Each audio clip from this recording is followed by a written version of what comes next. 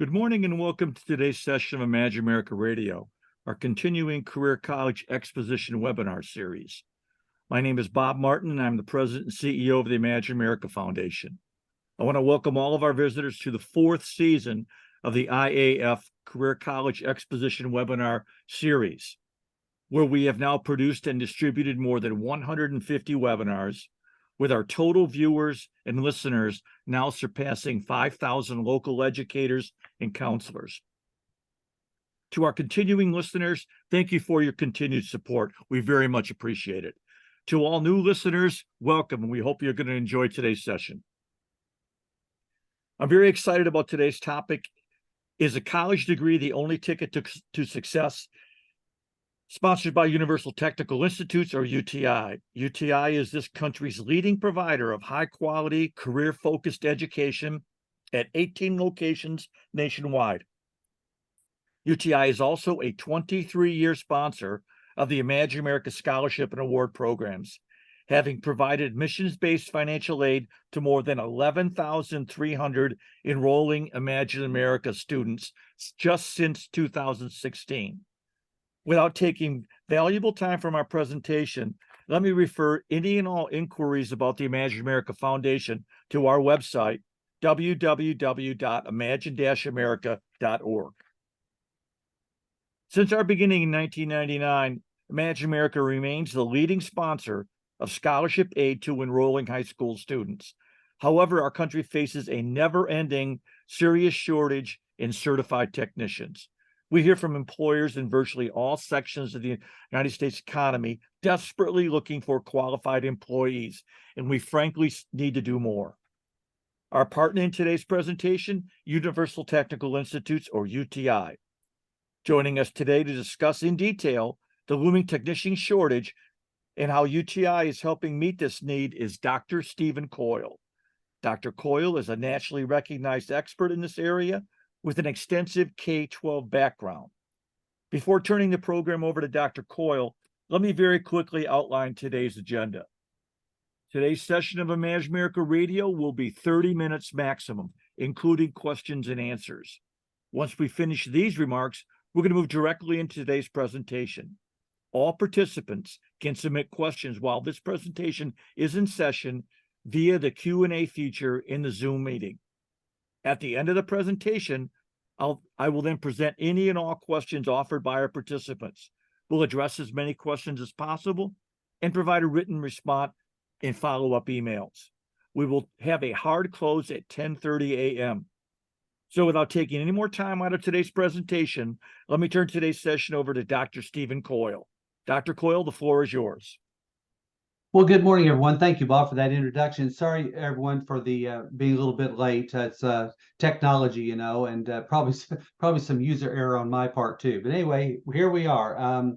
Special shout out to everyone out there on the in the North Carolina around our NASCAR Tech campus. Also, a special shout out to Hank Powell, who's joined us out there. He's the regional admissions director, so glad to have Hank on the call with us too. So, thank you all. I know you're busy people. And so I appreciate you taking out a few minutes of your day to listen to this presentation. I think it's some very important information that you can use. So let's get started.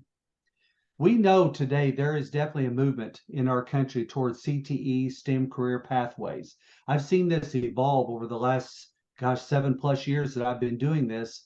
That when I first started talking to educators, I got quite a bit of pushback about, we need that college degree, we got to have it. And I'm starting to see a change. I was just in Texas earlier this week, had 160 school counselors at my presentation, and it was just, the energy I got off of it, and all the great feedback. So it's definitely happening out there. These kids that we're dealing with, the Gen Z kids, you know what I'm talking about. These kids are different. Of course, I'm a baby boomer, and many of you out there are millennials, or maybe the Gen Xers, or whatever, Gen Xers, Gen Yers, whatever they are. But anyway, these Gen Z kids, they kind of got a rough label. They're then labeled that they're lazy, that they don't care, they don't do stuff. But that's really not true. They just do it differently than we do. I even find myself, with our young reps that we have. I didn't know what Instagram was from anything else. And, had one of our reps show me how to use all of it and everything. So, these are kids, we can tap into them. They can be a great influence for us. But one of the things about these kids is they want things now in the presence. They don't email. I get tickled at our financial aid people when they'll say, I've emailed that student 5 or 6 times and they've never responded. Are you kidding me? They're not reading your emails. Their parents aren't even reading your emails. These guys are Snapchatters, they're Instagrammers, they're texters. That's what they do. You can call a kid, they won't answer. You can text a kid, call me, they call you. So that's the way they are. But these kids, they just, while there's some that can, but a lot of these kids, they just can't see themselves in a school for 4, 5, or 6 years. They just can't. They want other options. They want to make good money. And they know they need some kind of education, but they're looking for alternatives, which is exactly what we're trying to present to you today, that they want another avenue. One of the statistics on here, I'm not going to go through all these, but the one at the top to me is the most important. 85% of your students value a skilled trades career. They know they're out there, but only 16% will follow through. And why is there such a discrepancy there? Well, my theory is we coach them out of it. You think about it when we ask every little kid, what do you want to be when you grow up? And they tell us they want to be a fireman, they want to be a policeman, they want to be a teacher. They want to do stuff with their hands, and they want to build things. They're into Legos and all that kind of stuff. But why do we have such a shortage in those areas? Because we coach them out of it. Okay, well, that's great that you want to do this stuff, but you won't make any money at them. And we know that's just not true anymore. The other problem we have is the underrepresentation of women in the industry. Right now, of all the STEM careers, only 27% of them are filled with females. And so I'll discuss with you a little bit later what UTI is doing to try to remedy that problem. So the old thing, you must go to college in order to get a good job. Where did that start? Well, it started clear back in 1971, Griggs versus Duke Power and Energy. Back then, we had aptitude tests, specialized tests to see what employees were good at. It gave employers an opportunity to see what they were hiring so they could get the best people. Well, Griggs files a lawsuit, as everybody else does these days, because they don't like the way things are going. They have said these aren't fair. It's not fair that somebody in North Carolina has different opportunities and experiences than someone out here in Missouri, where I live, or in Kansas, or in New York, or in California. So they ruled them unconstitutional. So then Duke Power and Energy said, all right, that's all well and good. What are we going to use now? College degree. You have a college degree, you're smart. You're automatically qualified. And that's going on even to this day.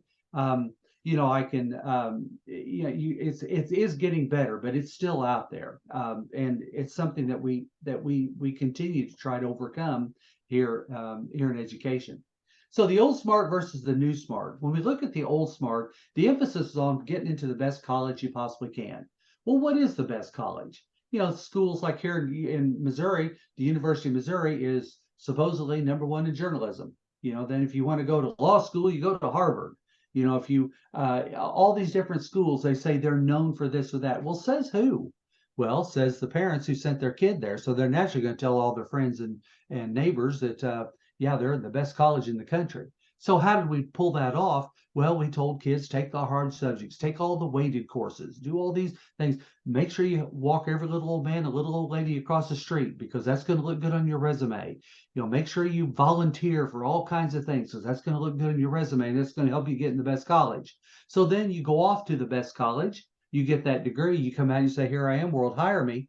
It's just not working anymore. So we fast forward to the new smart, where we focus on getting a good career, focusing on the student and what they want. What a novel idea. So we start that in the elementary and the middle school. We're here at UTI, we focus a lot on juniors and seniors because we have a limited number of reps. But I know, and many of our reps know, that those seeds are planted in the elementary school and the middle school. And so it's that level that you as educators should be exposing these kids to what's available out there. Having career fairs. Now, you notice I said career fairs. If y'all are still having college fairs, stop it today. We're not doing college fairs any longer. We're doing career fairs, because when you say college fairs, some of your kids feel left out because they're not going to college. And so when you say college fair, they're thinking of, the University of North Carolina, North Carolina State, South Carolina. That's what they're thinking of. They're not thinking about cosmetology school or a welding school or a CNC school. They think they're not included, but they are. And then, when they start getting into high school, you should be having presentations done in your school. Bring presenters in. We do it here at UTI. We have over 150 field reps, and we go out to the schools. We go into over 10,000 high schools a year, and we do presentations. They're not UTI infomercials. They're about the industry. They're about the student. What's out there. They don't know how much it costs to live, how much rent is these days. And so we try to expose them those things and expose them to careers that are out there available to them. We also do a lot with industry. And here's another tidbit for you. If you're not involving industry in your school, that's a big miss for you. We do it all the time. We have career days, industry days, where we bring them into a dealership. We invite the student, their parents. That's important. And then educators to come in so they can see what a dealership is really like. I always joke that back in the day, you get your car worked on, you might get a bottle of water. Today, you get a glass of champagne and snacks. So it's a big difference. But we need to show kids what's out there available to them so that their post-secondary path is right for them. And then they can pick the school that's right for them. Why go to North Carolina State when you want to be a welder? That just doesn't make sense. There are better schools out there for that particular spot. So that's the difference between the old smart and new smart. You might recognize this guy. This is Mike Rowe, America's Dirtiest Jobs. I got to work with him a few years ago at National Skills USA. I got to meet him and talk with him a little bit. But I love his quote: "Not every child will become a lawyer or a doctor. Teach your kids it's okay to work with your hands and build cool stuff." I mean, that's all right. We just have to come to the reality that not all these of your students are going to go to college. It's tough for us as educators because that's the pathway we chose. We got our bachelor's degrees and our master's degrees and our advanced degrees. We got all those. That was right for us. May not be right for your students. So just something to really consider, that you want to be supportive of all of your students, not just some of them. My favorite slide in this whole presentation, employer versus student perception. Here's how the employer rated recent grads' proficiency. For instance, in professionalism, work ethic, they rate them at a 42.5%. But the employee themselves rate themselves at 90%, 89.4. Oral written communications, 41.6%. That's what the employer said. The employee said, oh no, 79, almost 80%. So how's there such a difference there? Well, I have a theory. You think about it when kids are little. What do? And nobody loses. Everybody gets a medal, a trophy, a ribbon. Nobody loses. We don't teach kids how to fail. We protect them from that. We think we're doing them a favor. We are not. I just submit to you that it's important that we teach kids how to fail so they can come back from those failures and be successful. That's how they learn. That's how you and I learned. We have to continue that with them, because if we don't, then here's what happens. They get out into the workforce and then they have that first failure. They have that first shot at adversity and they don't know how to handle it. So that's why it's very important for us to instill that in our students, from day one. This is a sad statistic, but it's so true. Almost half of the people walking on the face of the earth with a college degree have a degree they're not using or they don't need. That's just really sad to see. Think of the time, the energy, the money that they put into this. Once again, that comes back on us as educators with career readiness and career pathways. We've got to help these kids go down that road. When they come to a UTI, they know what it is they want to do, and so we take them down that path to get them prepared and give them the education that they need in order to be successful in today's economy. One word up here that you might see is the word essential, because all these programs are essential, not because we teach them, because we do. We teach all of these areas, but they're essential because think of your life without them. Now you might say aircraft mechanic, avionics technician, is that really essential to me? Maybe not to you, but here this afternoon, I'm going to be getting on an airplane flying down to Dallas, Texas. So they're very important to me. I fly 1,000 miles a year. And so those people are important. You might look at a plumber and say, well, are they really essential? Well, not until the toilet doesn't flush. Then all of a sudden they're your BFF. We have to think about these people are all important. And the best part is, well, I say it's the best part for people that want to go into these areas. It's not the best part for our economy, but we have a shortage in all these areas. And these are well-paying jobs. These people on here, they don't make $7, $8 an hour. If you've had any of these people come to your home, or you have members of your family in there, or they work on some of your equipment, they make very good money, but they're very important to us, and we have to continue to encourage students to go into these fields because we need them. The demand for technicians and welders is higher than ever before. There's 1.4 billion vehicles on the road worldwide, 285 million plus right here in the United States. I'm not just talking about cars and trucks. I'm also talking about ATVs, UTVs, snowmobiles, personal watercraft. Those are all in there too. Riding lawnmowers. I mean, all these things are out there. So there's going to be, by 2031, 1.7 million technicians are going to be needed. The average age of an auto technician right now is about 57 years old. They're retiring. And 2031, well, I got news for you. It's already, towards the end of October in 2023. We're only 7 years away from this. So, we have to pay attention and get these positions filled as quickly as we can. Now, I mentioned to you earlier about the underrepresentation of women. One of the things that we do is our Women in STEM. We started this 2 years ago, and we were hoping we'd get maybe 30 or 40 girls to come to these things. We're averaging well over 100 girls that come out. And what we're trying to do is promote women in STEM, that girls can do these things too. The mantra is, you can't be what you can't see. These girls have no role models. Think about it. When's the last time you saw a female welder, a female plumber, female auto, a diesel technician, female carpenter, a female in the road crew that's building highways and bridges? You just don't see them. So we invite women in STEM panelists. These are women who are actually in STEM careers. And so they can see, these girls can talk to them, ask them questions, learn from them how they did it. And it's just been amazing, the results that we're seeing from this, because these girls, it's changing their lives. Like, we have them fill out cards at the end. This one young lady wrote, "I like watching cars go fast, but wow, today I couldn't stop smiling. I was intrigued with everything. I had no idea how I would start a job in this career. Now all I can think is to apply here after high school." It's amazing what for them to get their eyes open and see what's happening out there. So we've really seen a change. We've seen an increase in our enrollment here at UTI, and hopefully other schools are seeing the same, so we can get more females involved in STEM careers.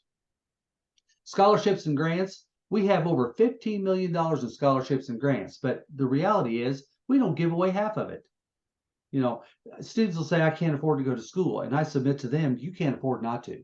There's money out there available. I mean, we help students. We give them relocation grants to help them get to school. We give housing grants to help them to get started.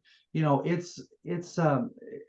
mean, we do everything we possibly can to help these students to be successful. So we are Title IV funded, so they fill out a FAFSA to see if they qualify for financial aid, and then their financial aid advisor will work with the student and their family to make sure that that their education is affordable for them. Now, I pull up the industry relationships that we have, not to brag, although I will tell you we're the only school in the country that can pull this slide up, because we have over 35 alliances with manufacturers, and that number continues to grow. But I pull this up to reiterate my point earlier. You need to get industry involved in your school. Remember, industry has something you don't have. They have money. I know what your budgets are like. I've been in that world as a retired educator myself.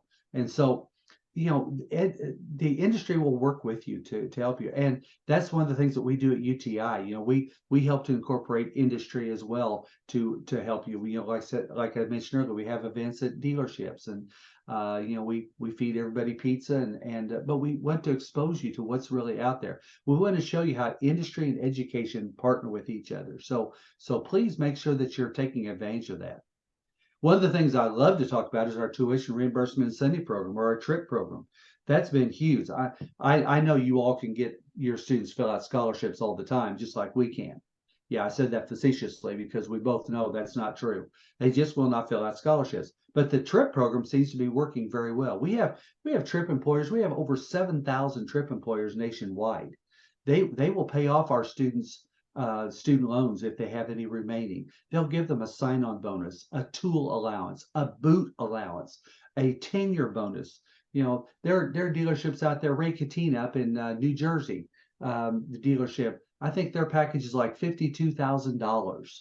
There's another one I think is $55,000. I mean, they're out there, but they need technicians. And remember, they're all fishing out of the same pond, so they have to have better bait than the others. So they offer these packages. So it's possible for a student to go to school free, but there is a catch. They got to show up to school. They got to show some professionalism. They got to show a work ethic because that's what BMW is looking for. That's who Mercedes is looking for. They don't want just the average person. They want the best they can get their hands on. But this program definitely does work, and we're excited about it with our students. So you can get trained in less than a year at UTI. We have programs ranging from 7 months up to 24 months, with the average being about a year in length, and very much concentrate on what the student wants to become, what they want to do. We'd like to stay connected through our social media, Snapchat, Instagram, Facebook, TikTok, YouTube, you name it, we're out there. And so it's a way for you to follow us and see what we're doing. And then this is my contact information. Thank you so much for spending your time with me. This is my phone number. This is my email address. This is my Instagram account. Please follow me and I'll follow you back. I promise. But, just know that we just want to partner with you as school counselors. We want to work with you any way possible. Like I told you, Hank's on the call there. He'd love for his team to come out and visit your school, do a workshop. They have a STEM truck and trailer, which is phenomenal to come out. We do campus tours. We'll bring you in. We might even throw some pizza on the table for you too. But I even do professional development with counselor groups. I'm going to be doing one tomorrow virtually in Florida. And we just want to work with you any way we possibly can. But I'll close with I've learned that success isn't how much money you have. It isn't how many possessions you have. It's, do you have your own QR code? Well, there's mine right there. So please feel free to snap a picture of that. And that's got all my contact information. I'd love to hear from you. Get some feedback. Good, bad, ugly, I don't care. I coached for a living for many years. I got thick skin, but I'd love to hear from you. If I can do anything to help you make your school year more successful, I will. Thank you so much for your time today, and good luck for the rest of your school year.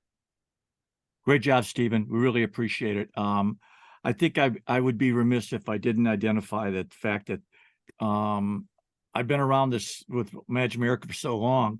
I remember when you opened up the Mooresville campus, and it's such an exciting campus. All of your UTI campuses are exciting, but the idea that you've connected with NASCAR down there is very, very, very exciting. I want to thank you for coming on to talk to these folks. First question, right out of the box. Is there a GPA or entrance examination required for students for admissions to UTI? No, there's not.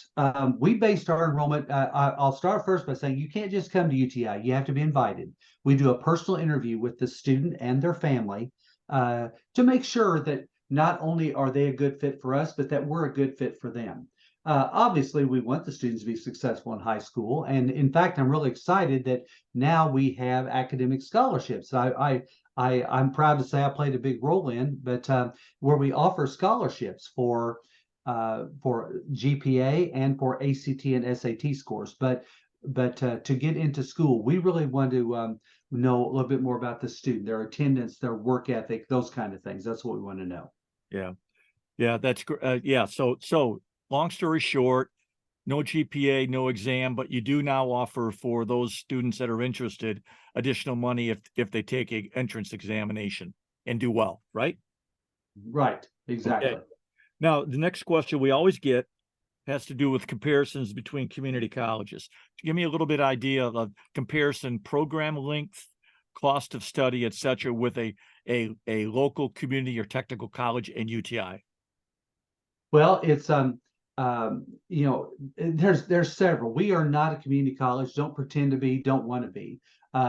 We are. We're very much about manufacturer specific training. So a few things that would stick out. First of all, the time you're going to be in school. At community college, you're going to be there 2 to 3 years. I mean, that's just the way it is. But here at UTI, you're going to be in school about a year. We go straight through. We don't take summers off. We don't do spring breaks, everything. We just go straight through. The other is our manufacturer specific training. Now there's some community colleges that may have one or two.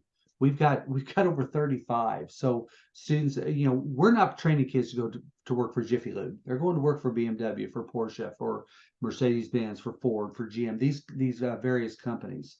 And then finally, the trip package, I think, is second to none. That's a great way. I know there's many states that have free community college, but if you check the college scorecard, the average graduation rate from community college is 28%.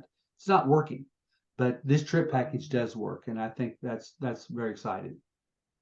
Hey, Stephen, got a couple of questions regarding, you mentioned in your presentation specifically that you do workshops for Yes. students. Can you tell us a little bit more about what those entail? Oh, absolutely. Yeah, we first of all, and I really emphasize this, and I know Hank will back me up on. I know he's in listening on this, and he trains his reps well. That we don't want to be a UTI infomercial. We know not every student's going to come to UTI. We don't pretend to be, but it is for all of the students because we talk about their choices out there, the opportunities that they have. We talk about the 4-year schools, the community college. We talk about apprenticeship programs, military. All these things are covered in that. But we also expose students to the economy. What's it going to take to live out there? Kids don't have a clue what rent is these days, or buying a house. The interest rates and stuff that they face. And we talk to the students about what they need to do to prepare to go into these careers, the type of education they're going to need, and things that they need to do while they're in high school. We really try to support what the school counselor is telling them anyway, but sometimes it helps to have another party come in and do that for them. And then if a student decides that they are interested, then they can take a step further and reach out to the rep or to Hank or to myself if they want to, and then we can go further with it. But it's really designed for all students. That's why we don't just go into career centers. We also like to go into academic classrooms because we get a lot of students out of those areas. But we are a true STEM school, and we want to display that to the students. So the answer to the question would be, or one answer would be, if they're interested in a workshop, they should contact you. Here's the QR code to do that. Is that right? Am I right on They that? can do that. They can also go on our website, uti.edu, put in a request there, and that will go to the proper one. Like if they're out there, like in North Carolina, South Carolina, or all that area, that would go to Hank Powell and his team, and then they can set up a workshop. But please feel free to reach out to me as well too, and I can make that happen for you. And Yeah, I will add too, these are free of charge. There's no charge for any of this. Anything that we do for schools, we don't charge. yeah, I'm glad you brought that up because that's really important to point out to these people that you're willing to come in and spend your time, your effort, your resources to bring the students up to speed on what the value of is a STEM career, and more importantly, what the opportunities there are at UTI. I could go on and on, but I want to make sure that you and the QR code, they can get you through this QR code. Is that right? That's correct. That's correct. That's why I put it up there. I got one more question, real quick answer. I know that you guys run a lot of destination schools, meaning that students come to that area. Real quickly, very, very quickly, housing options for those students that are coming in to study there and don't live in the area. We have housing at every one of our campuses except for our Bloomfield campus. They are not dorms, they are apartments that we lease. They're for our students only. Your lease matches your program, so you don't pay for housing you don't need, and you have your own individual lease, so you're not responsible for anybody else. If they leave school or they get done and you're still there, you're not stuck with their bill. And I will add, we have housing grants to help students to get their housing experience started. Great. Hey, we're in a rush for time here. I apologize, Stephen, but let me go through a few administrative items very, very, very quickly before we close off today's session. One is the Imagine America Foundation has recorded this session. It is going to be forwarding this recording to all registrants. It will also be available on our YouTube channel. We're going to be sending out a follow-up survey to the registrants when they leave. We really would appreciate you taking a few minutes of your time to fill that out and give us feedback on today's session, topic, et cetera, et cetera. Before closing, we want to thank the education participants for taking time out of their very busy schedule to join us today. We know you've got a number of conflicting demands on your time. We just appreciate you spending a few minutes with us today. Along that line, IAF values your time, and we're excited to announce that we now provide a certificate of completion to those of you that are registrants for attending today's session. If you're interested in that for your internal school district use, we would more than happy to send you this, and look for something from us in the inbox. I'd like to thank Dr. Coyle, as always, does a great job, for sharing today's presentation, and encourage you to contact him directly using the QR code that you see on the screen now. On behalf of IAF, Lauren Cunningham, and myself, and Dr. Coyle, thank you and goodbye. Have a great day.